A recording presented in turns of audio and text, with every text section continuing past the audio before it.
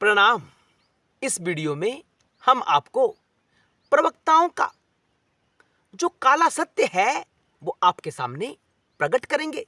आपको तत्व की दृष्टि से समझाने का प्रयास करेंगे कि जो कथावाचक है वह क्यों आपके जीवन को नहीं बदल पा रहे, क्या कारण है।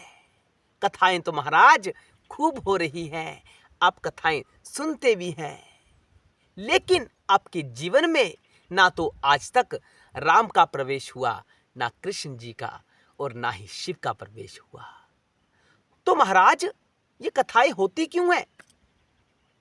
कथावाचक लाखों रुपए कथाओं का लेते हैं। एक कथा का आयोजन संपन्न करने में लाखों रुपए लगते हैं व्यवस्थाओं पर, लेकिन उन लाखों रुपए खर्च के बावजूद भी आपका जीवन परिवर्तित नहीं हो रहा। कारण क्या है? तो आपको इस वीडियो में हम गूढ़ रहस्य खोलने वाले हैं कि क्या कारण है। आजकल स्त्रियां जो कथाएं कर रही हैं, व्यास पीठ पर बैठकर बड़े बड़े प्रवचन करती हैं, लेकिन क्या स्त्रियां प्रवचन कर सकती हैं या नहीं कर सकती? ये कौन बताता है हमें? ये शास्त्र बताता है। राम थे, कृष्ण थे या शिव थे, इसका ज्ञान हमें कहां से प्राप्त होता है? हमें पुराणों से ही प्राप्त होता है, शास्त्र से ही प्राप्त होता है, अन्य कोई साधन नहीं है। आप किसी की सुनी सुनाई बातों पर विश्वास नहीं कर सकते। प्रमाण क्या है? प्रमाण शास्त्र है कि राम जी थे, कृष्ण जी थे या शिव थे या शिव हैं। तो वही पुराण इन नियमों का बखान भी करते हैं कि स्त्रियों को कथा करनी चाहिए, नहीं करनी चाहिए, व्यासपीठ पर प्रवचन करना चाहिए, नहीं करना चाहिए। आजकल हम सोशल मीडिया के ऊपर कुछ महिला कथा प्रवक्ताओं को देखते हैं, वो अपने ढंग से लॉजिक बताते हैं कि वो पुराने समय में हुआ करता था। जो नियम लिखे गए हैं वो पुराने समय में लिखे गए हैं। मैं उनसे कहना चाहता हूं और दर्शकों से भी कहना चाहता हूं कि जो आप ऐसी महिलाओं की कथाओं को सुनते हैं ना, वह आपके जीवन को बर्बाद कर रहे हैं। दिन प्रतिदिन आपके जीवन को बर्बाद करते जा रहे हैं, और आपके जीवन में ना तो कृष्ण आ रहा है, ना राम आ रहा है, शिव की तो बात ही क्या, कोई आपके जीवन में नहीं आ रहा। कारण क्या है? कि शास्त्र की बात मानी ही नहीं जा रही। शास्त्र कहता है कि महिलाओं को साप्ताहिक जो कथा है वो नहीं करना चाहिए। कारण क्या है? कारण आप सभी जानते हैं, जो मासिक धर्म है, स्त्रियों को मासिक धर्म से निपटना पड़ता है। और वो लॉजिक देते हैं कि ये वो पुराने समय में हुआ करता था, पहले सुविधाएं उपलब्ध नहीं थी, इसलिए मना किया गया है। नहीं, जो शास्त्र में वचन लिखा जाता है वह शाश्वत वचन होता है। शाश्वत यानी जो हमेशा रहने वाला। क्या वेद व्यास जी को भविष्य का अनुमान नहीं था? आपके कहने से, इन कथावाचक के कहने से तो वेद व्यास जी को ज्ञान ही नहीं था, वो भविष्य के बारे में आंकलन कर ही नहीं सकते थे। तो क्यों कथाओं को सुनते हैं उनकी? जो उनकी कथाएं होती हैं वह भविष्य को मद्देनजर रखते हुए बनाई गई हैं, बताई गई हैं। ऐसा नहीं है कि पुराने समय में हुआ करता था, नहीं, जो शास्त्र में लिखा है वो नियम पहले भी एप्लीकेबल हुआ करता था और आज भी एप्लीकेबल होना चाहिए। समय विशेष के साथ क्यों बांध रहे हैं उन नियमों को? अपना स्वार्थ सिद्ध करने के लिए आप वेद व्यास जी के ऊपर उंगली उठा रहे हैं कि उनको तो भविष्य का ज्ञान ही नहीं था। यही मतलब हुआ इन बातों का कि उन्होंने कहा कि महिलाओं को साप्ताहिक कथा नहीं करना चाहिए, और आप कर रहे हैं। आप लॉजिक देते हैं कि वो तो पुरानी बातें थी। नहीं, वह शाश्वत नियम है। शाश्वत नियम यानी हमेशा जो माने जाने चाहिए।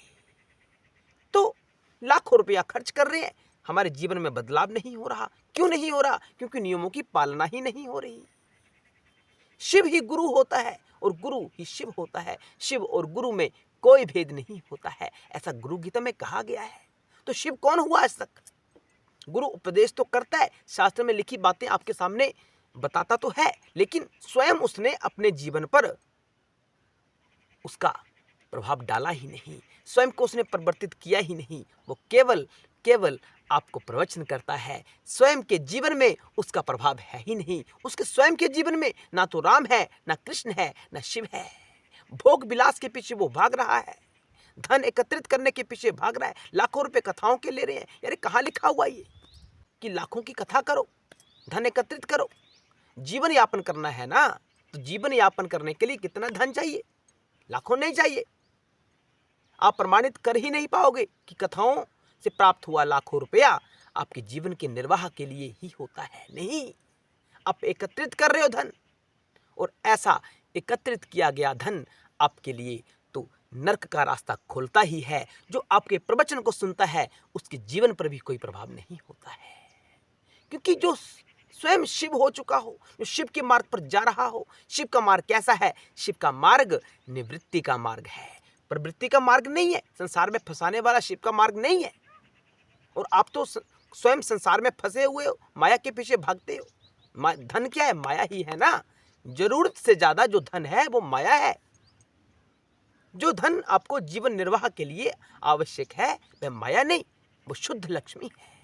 और जो अतिरिक्त धन है आपके पास, जो आप यूं ही इकट्ठा किए जा रहे हो कथाओं के नाम पर, और उनका जीवन तो बदल नहीं रहा, तो वह नरक का रास्ता खोलने वाला धन है। सावधान श्रोताओं, आप भी सावधान हो जाओ, और कथा करने वालों आप भी सावधान हो जाओ, क्योंकि ना तो आपका कल्याण होने वाला है, ना सुनने वाले का कल्याण होने वाला है। क्योंकि सुनने वाले का कल्याण तभी हो सकता है जब वक्ता ने उन बातों को अपने जीवन पर धारण किया हो, अन्यथा कल्याण नहीं हो सकता है।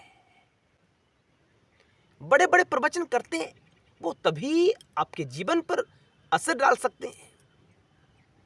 आप उनकी बातों को तभी सत्य मानोगे जब उन्होंने अपने जीवन पर उन बातों को ढाला होगा।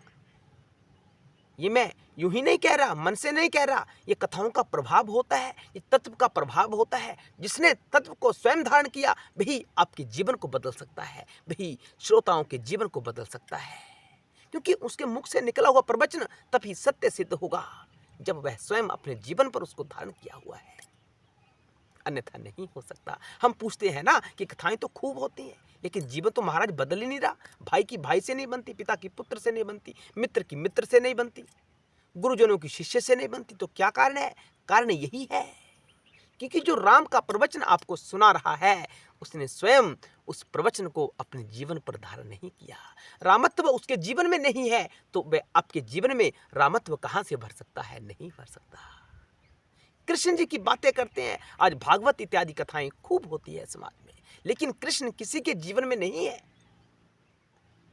सभी अपने अहम को प्रबल करने के लिए, अहम की भूख मिटाने के लिए सभी प्रवचन करवाते हैं अपने घरों में, और प्रवचन करने वाला धन एकत्रित शुद्ध व्यवसाय के उद्देश्य से उन कथाओं को करता है। वह आपके जीवन को नहीं बदल सकता, कभी नहीं बदल सकता। इसलिए आप उनके प्रवचन को सुनो या ना सुनो, ये आपके ऊपर निर्भर करता है, आपके मन बुद्धि चित्त अहंकार के ऊपर निर्भर करता है कि आपकी स्थिति कैसी है। जब आपको शैव ज्ञान की प्राप्ति हो जाएगी तब आपको यह ज्ञान आपके भीतर स्वतः ही प्रकट होना आरंभ हो जाएगा। आत्मा के क्या गुण है आपको किसी से सुनने की आवश्यकता नहीं होगी, स्वयं आपके भीतर से यह ज्ञान प्रकट होगा। आपका मन आत्मा की तरफ चलेगा, शिव में शिवोहम वाले भाव में स्थित होने का वह प्रयास करेगा। कैसे? जब शुद्धता आएगी। शुद्धता कैसे आएगी? जब प्रवक्ता जहां से आप प्रवचन सुन रहे हो, जब उसने अपने जीवन में उन बातों को ढाला हुआ हो। प्रवचन कहता है कि हमें असत्य भाषण नहीं करना चाहिए, हमें किसी से छल कपट नहीं करना चाहिए, हमें अत्यधिक माया के पीछे नहीं भागना चाहिए, हमें निर्धन का भला सोचना चाहिए। अगर ये ज्ञान देने वाला स्वयं ऐसा करता है, सत्य बोलता है, छल कपट नहीं करता है, किसी से द्वेष नहीं करता है, स्वयं को विद्वान सिद्ध नहीं करना चाहता, तभी आपके ऊपर वह प्रभावित हो सकता है। आप हमारे प्रवचन को सुने, आपको लगता है कि आपका जीवन बदल रहा है, तो कमेंट सेक्शन में अवश्य बताएं और हमारे प्रवचन को सुनना जारी रखें। अगर लाभ ही नहीं हो रहा तो हमारे प्रवचन को सुनना भी आप बंद कर सकते हैं। हम नहीं कहते कि हमें सुनो, हमारा प्रवचन सत्य रूपेण अगर सत्य होगा, हमने उन बातों को अपने जीवन में ढाला होगा, तभी आपके ऊपर वह प्रवचन असर कर सकता है, अन्यथा नहीं कर सकता। शिव ही सत्य है और सत्य ही शिव है, इस भाव में हमें स्थित होने का अभ्यास निरंतर करते रहना चाहिए। शिवोहम सांब सदाशिव, सांब सदाशिव, इस ज्ञान में हमेशा स्थित रहे। चलते फिरते उठते बैठते किसी भी स्थिति में, ब्राह्मण क्षत्रिय शूद्र वैश्य कोई भी हो, इस मंत्र का जाप करें। स्त्री पुरुष बालक वृद्ध नपुंसक कोई भी हो, सब सांब सदाशिव नाम का जाप अवश्य करें, या ओम नमः शिवाय इस मंत्र का जाप अवश्य करें। आने वाले वीडियोस में हम आपको तत्व की दृष्टि जो बड़ी गति के साथ आपके भीतर प्रवेश करेगी, उन मंत्रों का हम आपको बताएंगे कि कैसे कैसे उन मंत्रों का उच्चारण करना है और वह कौन से मंत्र हैं जो बीज मंत्र हैं। आने वाले वीडियोस में हम आपको उनका ज्ञान देंगे, लेकिन आपने सच्चे सुच्चे भाव से उनका जाप करना है, तभी आपके जीवन के ऊपर उसका प्रभाव हो सकता है, अन्यथा प्रभाव नहीं हो सकता। शिव के अर्थ को समझें। कहाँ से समझना, हम यही तो वीडियोस बनाते हैं, इस चैनल पर यही वीडियो भरी पड़ी है कि शिव क्या है, कृष्ण क्या है, राम क्या है। उनको समझिए, फिर उनकी आराधना करना आरंभ करिए। आपको धूप अगरबत्ती करने की आवश्यकता नहीं पड़ेगी, आपको किसी विशेष शिवालय या अन्य किसी देवालय में जाने की आवश्यकता भी नहीं पड़ेगी। आप स्वयं के भीतर वह शिव की ज्योति प्रकट कर सकते हो। शर्त है कि आपको हमारे द्वारा बताई गई बातों का निरंतर प्रयास करना है, उनके जीवन में ढालने का अभ्यास करना है।